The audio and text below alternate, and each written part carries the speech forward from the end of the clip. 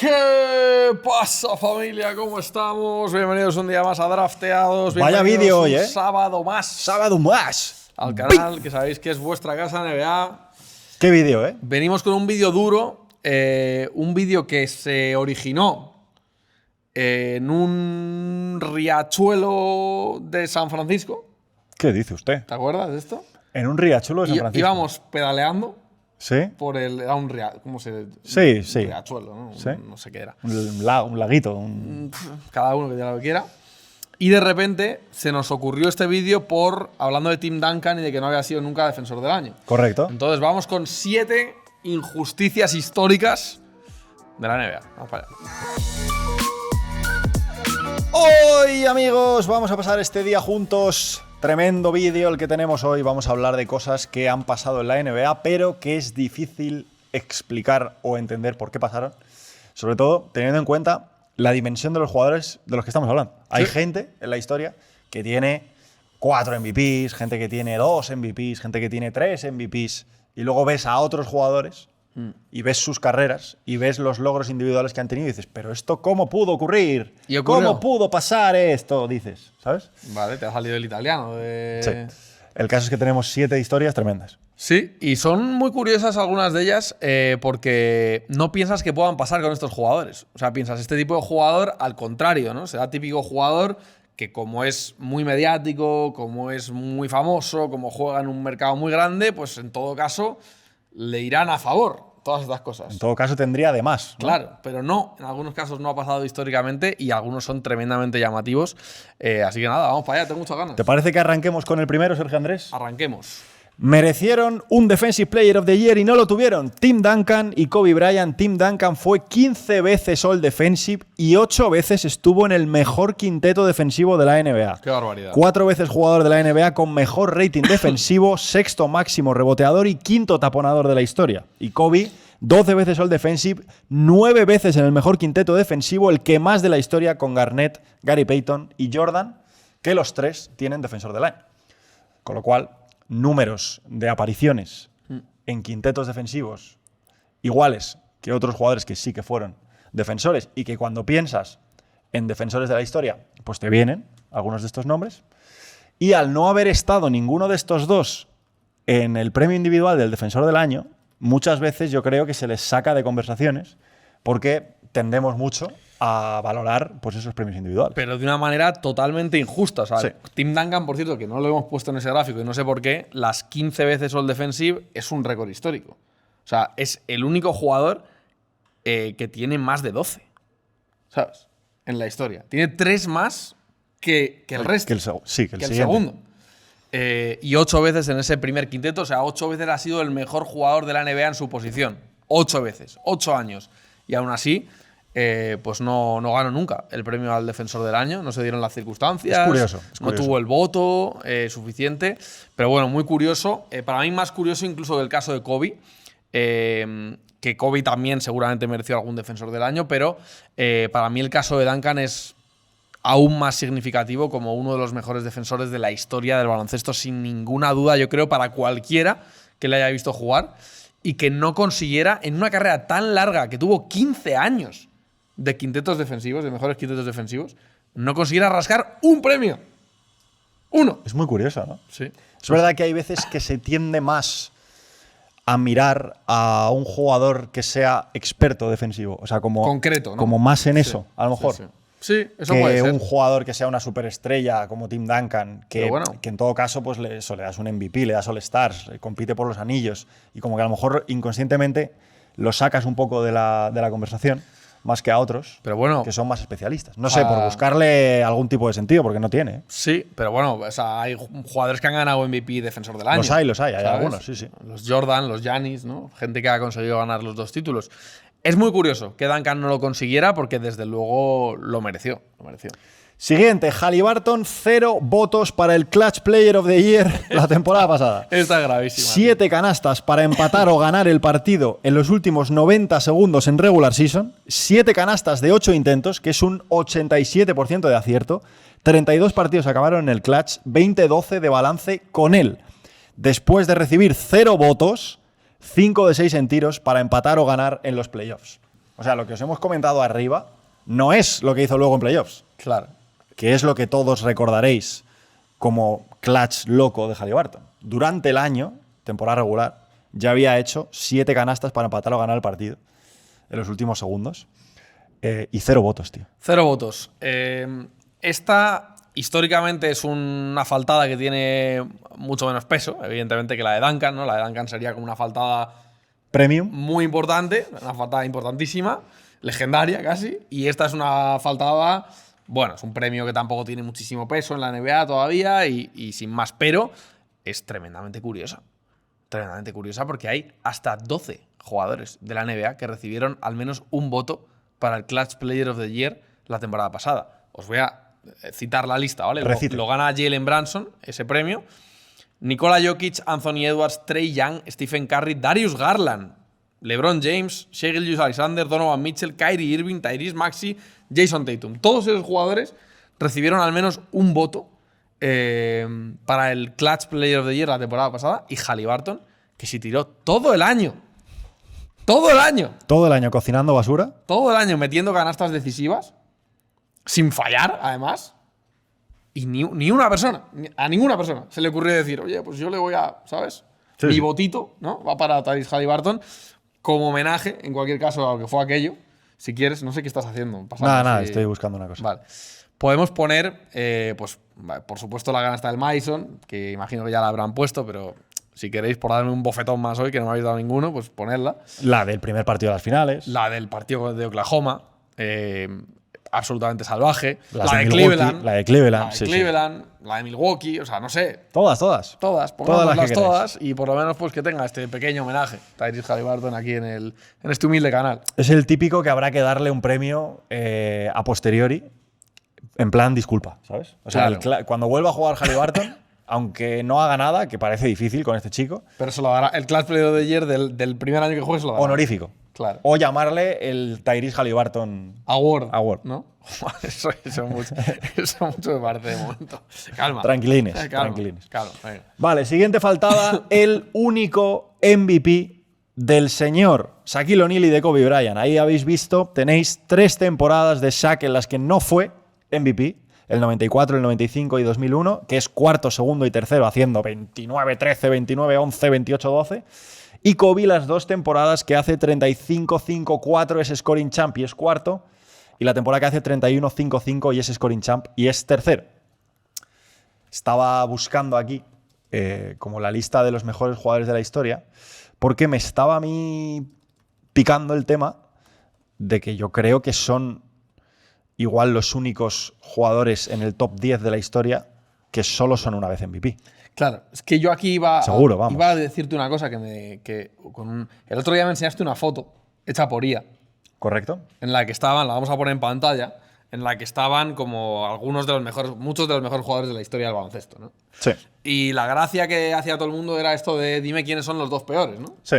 Y me dijiste tú, hay mucha gente que pone a Kobe Bryant, o hay mucha gente que pone a tal. ¿Por qué se pone a Kobe Bryant y a Shaquille O'Neal? Porque les faltan MVPs, ¿no?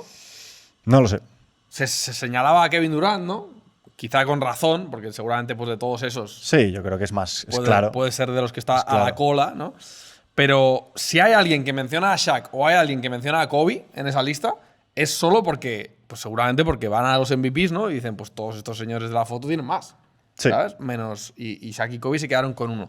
Pero es tremendamente injusto que dos jugadores de semejante tamaño, de semejante impacto en la liga, tengan un solo premio para la MVP. Seguramente los 2 más graves son el de la tercera temporada de Shaquille O'Neal, en el que es máximo anotador de la liga y queda segundo en la votación para el MVP. Sí. Y ese año encima luego gana la NBA, es MVP de las finales y todo, ¿sabes? ¿Quién? ¿Shaquille? En 2000-2001. dices, No, yo me refería al del 95. pero te bueno. refieres al del 95. Pero bueno, sí. el del Pero bueno, 2001 ese también está que es bien. tercero. Ese es el MVP de Iverson, ¿no? Ese es el MVP de Iverson, que 2001. luego les ganan en las finales y Shaq es MVP de las finales y es una locura. Y no hay batalla. O sea, te aplasta. O sea, Shaquille O'Neal en aquellos años te aplastaba. Totalmente. Yo decía el del tercer año en la liga, el segundo de los que había ido de Orlando, pero también podría ser ese que dice José.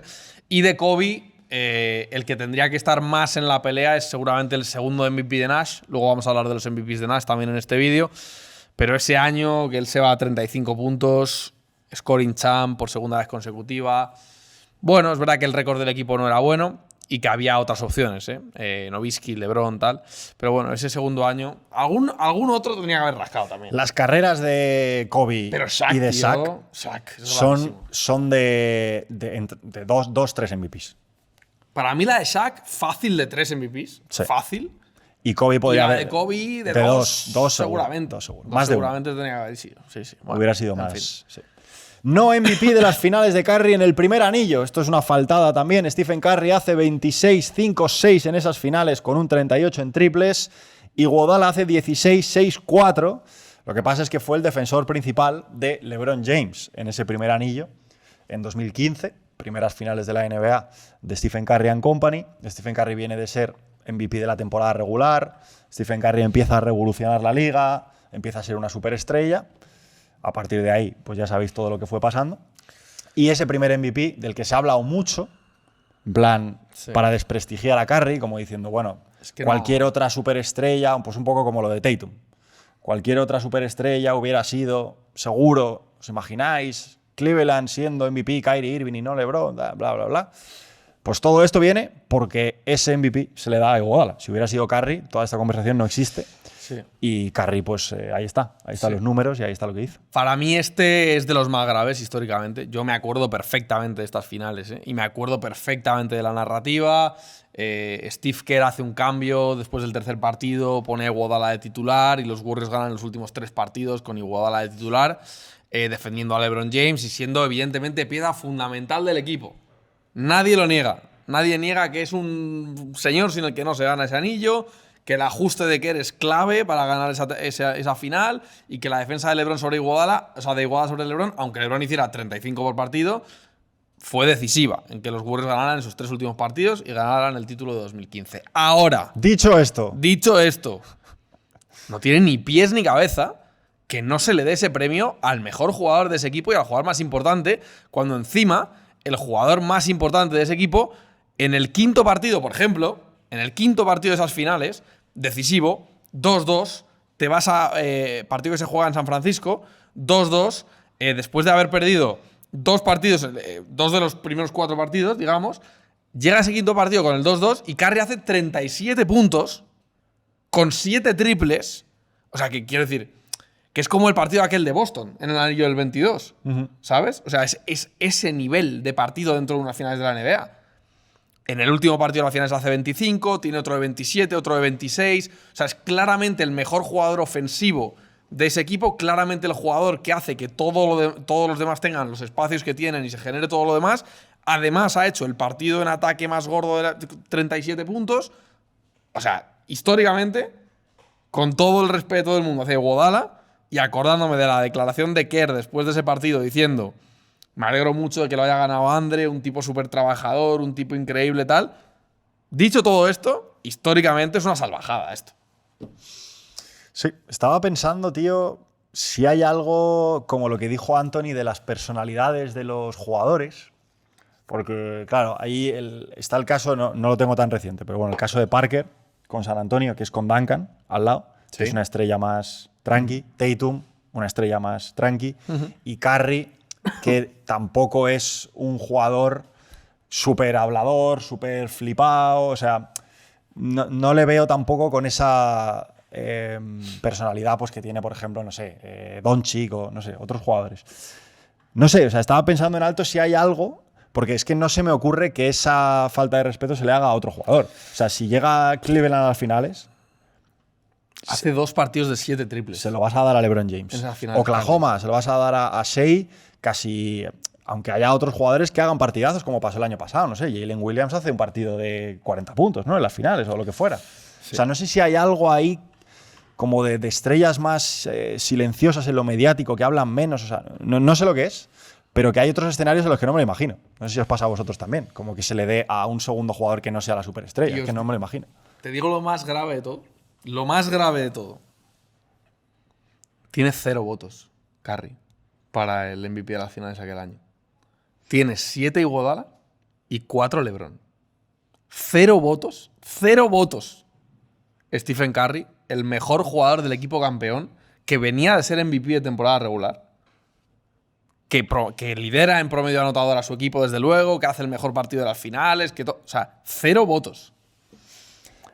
Sí. La narrativa del cambio de quinteto de Kerr, Iguodala defendiendo a LeBron. Y de LeBron, yo creo, ¿eh? Porque, claro, o sea, ahí vienes de LeBron jugando finales todos los años, desde 2011, 12, 13, 14 y primer año en Cleveland. Finales. Y está la cosa esta como de el tío que ha parado a LeBron, entre comillas, ¿sabes? Sí, sí. Entonces, también igual eso, ¿no? Es decir, este tío ha parado a LeBron y… No sé, pero es muy curioso, es muy curioso. Para mí, históricamente, es grave. Y para la carrera de Curry, todo lo que se ha hablado los últimos… Hasta que ganó el título del 22 y el MVP a las finales del 22, todo lo que se hablaba de que había necesitado que llegara Durant, los MVPs de Durant de las finales y todo esto. O sea, nada hubiera existido, ¿sabes? Si hubiera ganado ese MVP de las finales, que hubiera sido normal que lo hubiera ganado. Sí. Bueno. Siguiente, los MVPs de Steve Nash, un señor que tiene 2. El primer MVP hace 15, 3, 11 asistencias, Phoenix Suns 62-20 de récord y Nowitzki, por ejemplo, hace 26, casi 10, 3 asistencias, LeBron hace 27, 7, 7. 2006, 18, 4, 10 hace Steve Nash, Phoenix 54-28 y LeBron, Nowitzki y Kobe, como veis ahí hacen locuras. Kobe 35, 5, 4, Nowitzki casi 27 puntos, 9 rebotes, LeBron 31, 7, 6. O sea, estos MVPs de Nash estadísticamente no se sostienen, pero era un poco más, yo creo, el valor un poco a cómo jugaba ese equipo, a cómo quedaban también en la conferencia oeste. O sea, eran MVPs que iban por otro lado, pero son raros, ¿eh? Para mí el primero puede tener cierto sentido por un tema, pues lo que pasó con Iguodala, que os estoy diciendo, ¿no? Es un tema puro de narrativa. Un equipo que juega diferente al resto, que aplica una filosofía nueva, atractiva, que llama mucho la atención.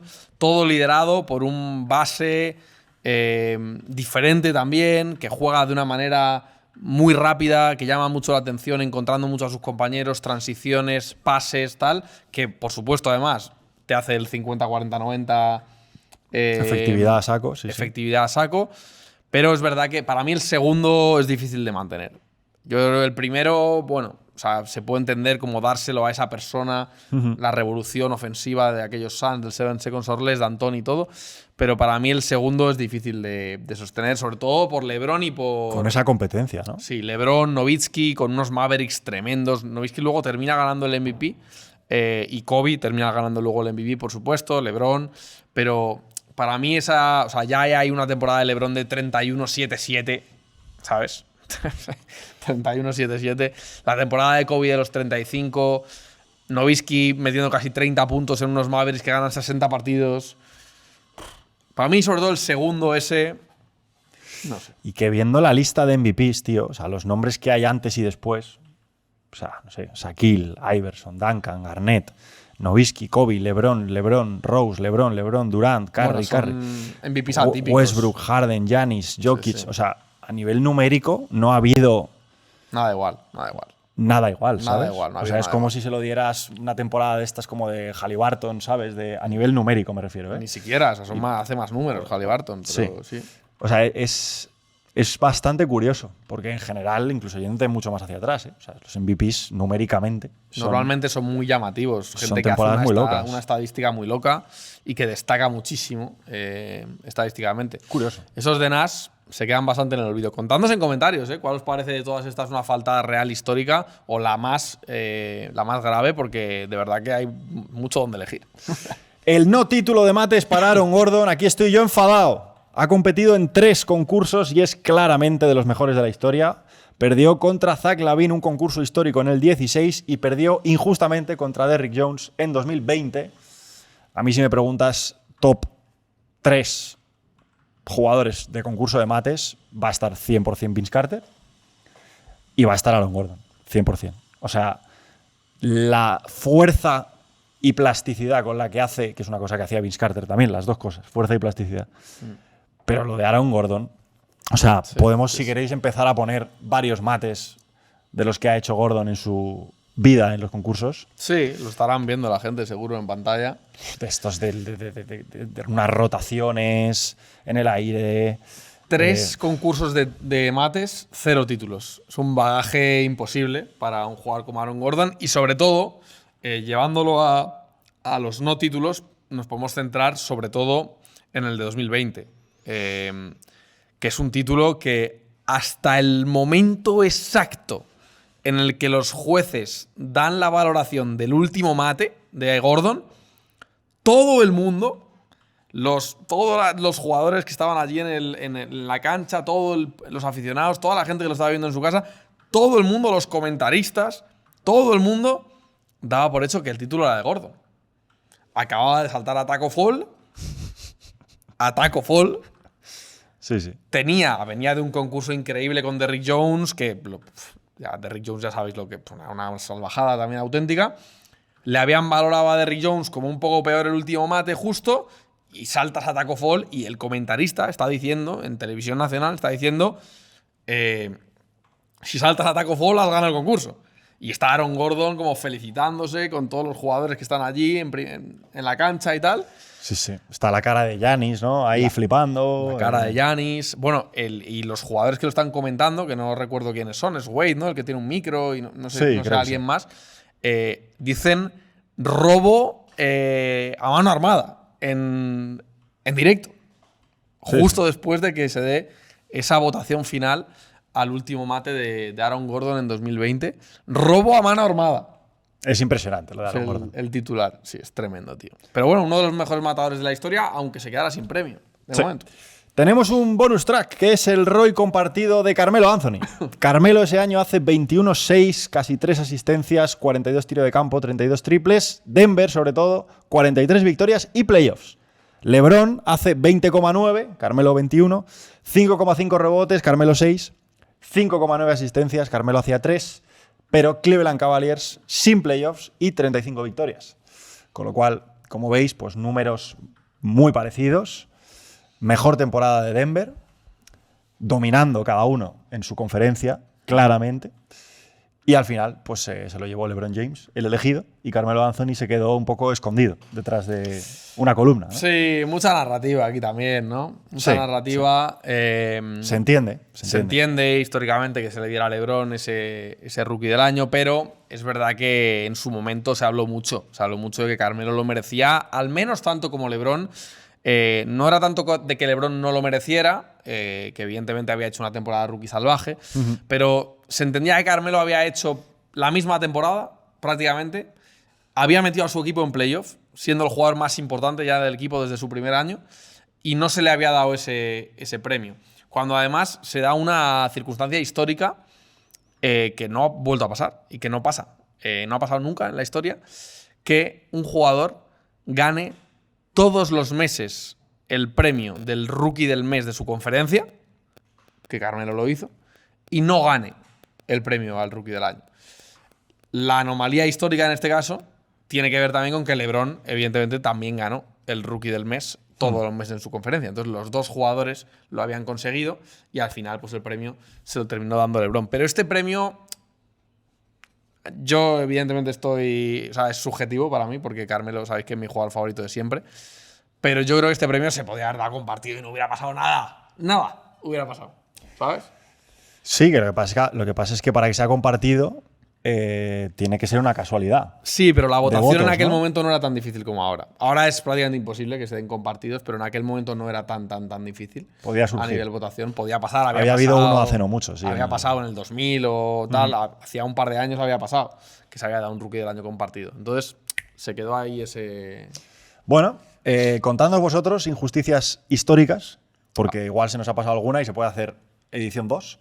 Pero estas son las más locas, las que más nos llaman la atención. Sí. Esperamos que os haya gustado este sábado fresco. Mañana domingo hay otra cosa muy guapa. Bueno, mañana vamos a intentar, porque es muy difícil, pero vamos a intentar mojarnos con la lista de los 25 mejores jugadores de la NBA menores de 25 años. Que va a ser no es fácil. Tremendo. Vamos para allá. Chao.